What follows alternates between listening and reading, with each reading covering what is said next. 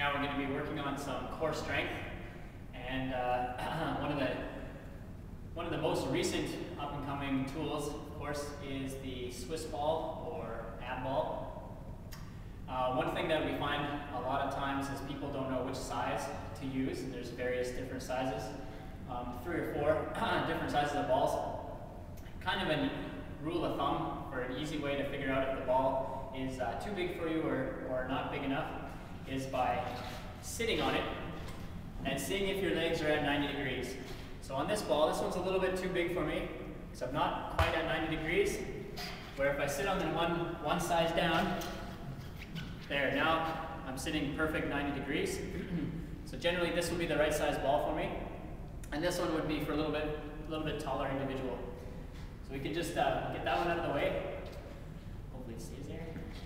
Just sliding down into a position where the ball is a little bit more in the small section, a little bit of the arch of your back. So this is going to be the starting position for an out ball crunch.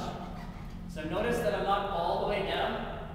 You want to make sure you start right here. It means your abdominals are already engaged. Either hands comfortably across your shoulders, or you can have them on the side of your head. I don't want to see having your hands behind your neck, because a lot of people use this to help gauge and pull their bodies up, which then puts a lot of pressure on the back of the neck. So either the hands by the side of your head or across your body. So I'm going to go across my body today, starting in a nice flat position. If I take a look, usually there's a mirror, something to gauge if you're by yourself, to make sure that you're nice, flat, right across. And I want to make sure that my feet are just wide enough, shoulder width, or a little bit bigger than shoulder width, so that it can balance me so I don't fall off the ball. If they have it too narrow, then if I lean to one side, the ball will roll right over and I'll fall over. So I want to make sure I have a nice wide base. Hands right here, and the crunch is just up to hold, coming back down to flat, up to hold, coming back down to flat. You're going to be doing this motion, and then coming back down to flat.